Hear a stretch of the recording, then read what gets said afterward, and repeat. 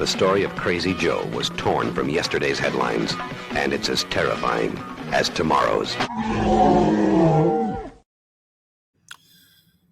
Good morning. Welcome to Krazy Joe's Concession Stand. I have another physical media review for you today. This is the classic horror film House on Haunted Hill. House on Haunted Hill. This is a William Castle film. If you're not familiar with William Castle, he was known for his gimmicks. He was known for I think the gimmick in this one was emergo, where the ghosts would emerge from the screen into the theater. Always had a gimmick. The character of Lawrence Woolsey in Joe Dante's Matinee was based on William Castle. And one of the downfalls of watching a William Castle film on at home in any format, whether it be physical media, digital, one of the downfalls is that you don't get all the gimmicks that an original audience would have seen with this movie.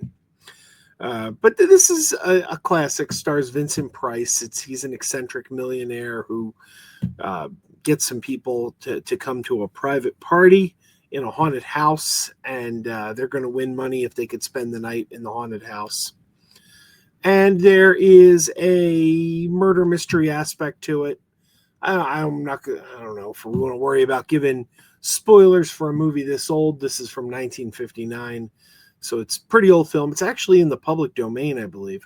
But this movie was put out on Blu-ray by what's the name of this company? FM. It's Film Masters. Film Masters is the company that put this out, and they did a pretty good job. It's a pretty good transfer. Looks good. Looks solid image. Yeah, and that's the thing with a public domain title is nobody really has the incentive to remaster these because anyone could put a copy out. So it's like, yeah, you can go break your back cleaning the film up, make it look great, and then somebody puts a crappy version out and undercuts you on the price. So it's great when you can get a decent version of a public domain film, because a lot of times the financial incentive just isn't there to put it out, because you gotta pay money to clean the film up, to make the film look nice, and then someone's just going to dump a crap version out and they're going to be like $5. And then they'll sell more because they're only selling it for $5 and people don't know the difference. But this is a good transfer of this film. Let's take a look at what we get here. First of all, you do have a slip sleeve. Not the same artwork underneath, which is nice. It's very nice when you can get different artwork on the slip sleeve and the actual disc itself. And that's some beautiful vintage artwork right there. And there's the disc. You get one disc, one Blu-ray, and this nice little booklet. Look at this booklet. Let's see. Hail to the King in praise of William Castle. A little bit about William Castle. Getting into the history of Castle in the film. Nice little booklet.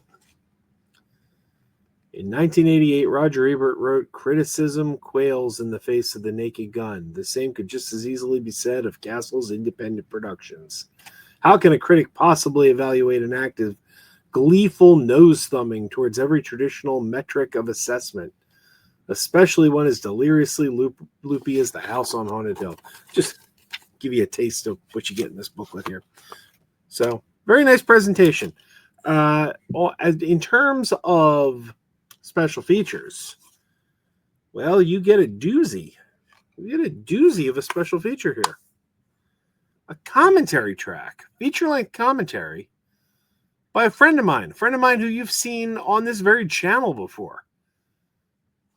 Full-length commentary by Heath Holland. Now, to those of you who don't know, Heath Holland, that's Serial at Midnight. That's my buddy Serial at Midnight, one of the best on YouTube. So if you're not subscribed to him, you should be. He's great. and he truly has a love of cinema. And I didn't listen to his full commentary because I wanted to watch the movie. And, you know, you always want to watch the movie once uninterrupted before you watch a commentary. So I just watched the movie, and then I put on a little of the commentary to get a taste of it. And it's a great commentary. Heath does a wonderful job. I'm going to go back and listen to the whole thing. So there you go. This is out now, and it's a fun little film. A lot of fun to watch. Vincent Price is great in it, and it looks good. Looks as good as you're not gonna find a public domain film looking much better than this one. This is a good presentation for this film, and there's a lot of crappy presentations of this film out there. So if you want a decent copy of this film, this is the one you want, the one by Film Masters. So this is out now, and limited edition. Now that I don't know about. Limited edition, does it mean maybe the slipcover is a limited edition? Or are there a limited number of these discs on the market? That I don't know. They sent me this for review, and they didn't say anything about that limited edition. I don't know exactly what that means. I'm just noticing it for the first time, actually. Maybe you want to act quickly. If you want this, maybe you got to act quickly. It says it's limited. I don't know. Might just be the slip sleeve. That's a big thing now, is a lot of times they'll put something out, and the slip sleeve edition will be limited edition, and then you can still get the disc without the slip sleeve for some time after. That might be what we're looking at here. I am not sure, but there it is. Good copy. I want to thank Film Masters for sending me this copy for review, and I would recommend checking this out. If you're a fan of classic old black and white horror films, this is a good one. This is a lot of fun. Some of the special effects in this is a very low budget film. They're delightfully cheesy. You can see the strings sometimes, but that can be a lot of fun, I think. All right, till next time, keep wearing those pajamas.